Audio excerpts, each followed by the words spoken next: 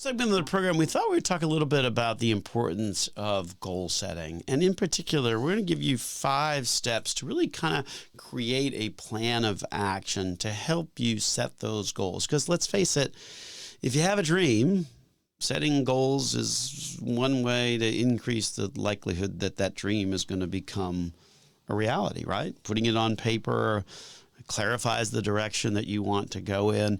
It's the same thing in business, right? Most businesses have set goals. I know at Nelson Financial Planning, we set goals and objectives based upon a 1, a 3, and even a 10-year basis. And so it's certainly, you can find those goals help to prioritize things for you and ultimately track progress as well. So a lot of good positives that come as a result of goal setting and setting financial goals. And so we're going to talk about that more in this segment of the program here on Dollars and Cents, where we help you make sense out of all of life's decision involving your dollars. We're one of Central Florida's longest running radio programs, coming to you on a host of stations throughout the Central Florida region.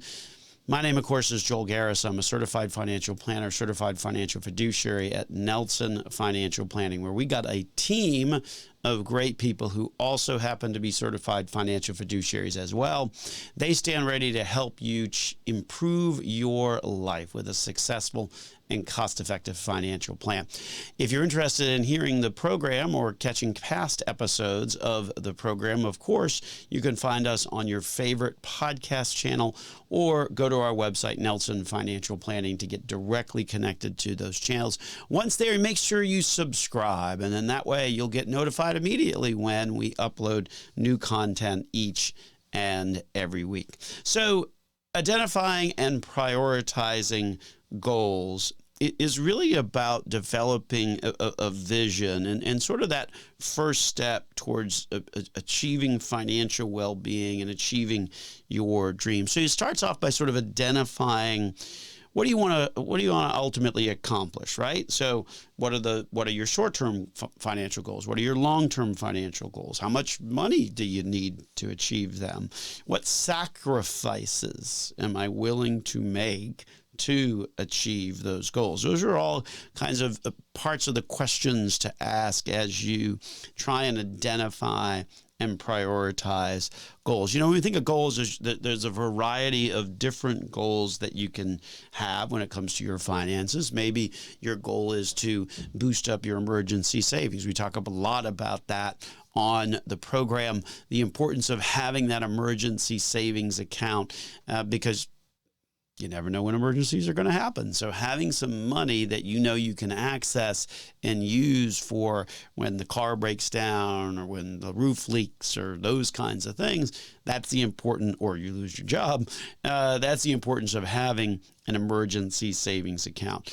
Another goal that a lot of people try and seek is something that is related to reducing debt. Maybe that's reducing the amount of your credit card debt or your student loan debt. Maybe it's making sure that you ultimately get your mortgage paid off before you retire. A lot of ways in which debt reduction works very positively for your overall financial picture. Also helps with your credit score as well, right? The less debt you have out there, the more likely your credit score is going to go up.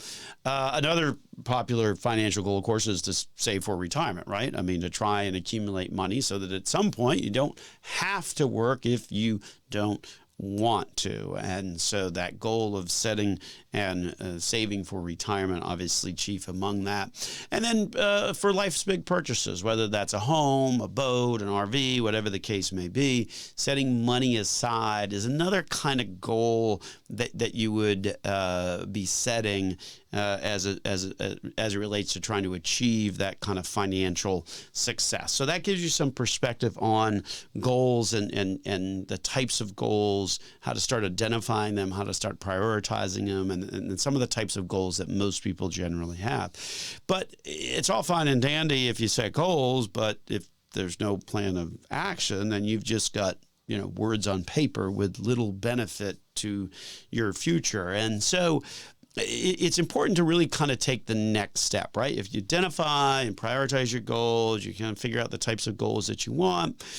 it's important really to kind of create a plan of action. So in this segment, we're going to talk a little bit about some of the things that you can do to ultimately sort of create that plan of action.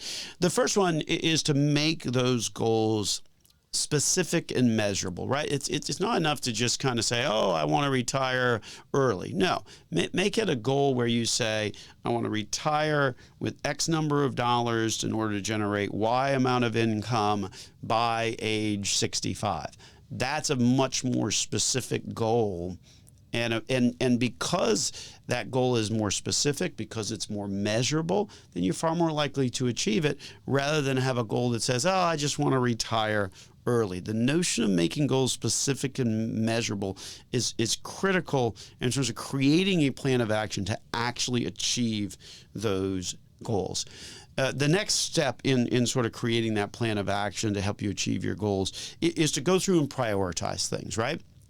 We do this a lot in conversations with clients. Like, what's most important to get paid off? Should I be paying my mortgage off at 3.5, or should I be paying my credit cards off at 29?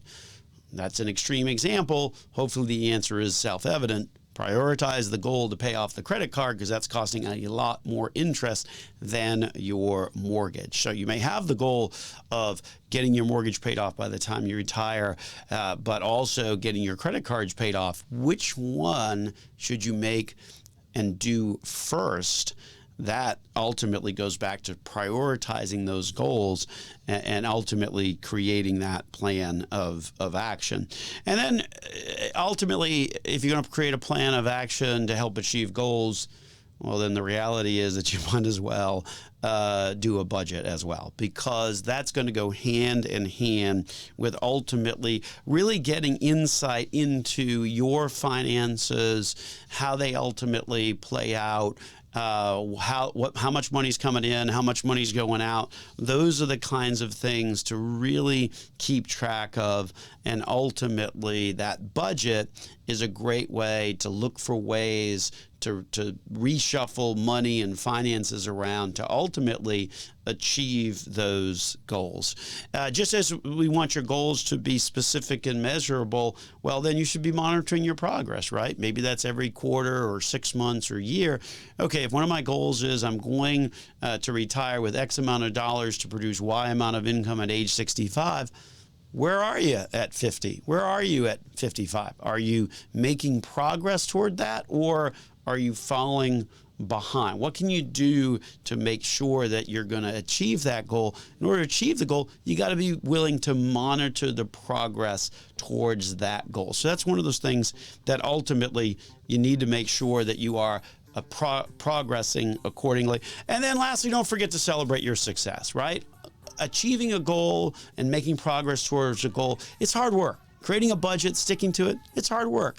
Don't forget to take the time to celebrate your success. We talk a lot more about this, of course, in our book, Next Gen Dollars and Cents, copies of which are available on Amazon for $14.99, or they can be yours for free if you schedule an absolutely free consultation with our office at Nelson Financial Planning. Why don't you pick up the phone at 407-629-6477 or visit our website, Nelson Financial Planning, to make that a reality for you this week. With that, we're going to wrap it on up and get on out of here. This has been Joel Garris of Nelson Financial Planning. You've been listening to Dollars and Cents.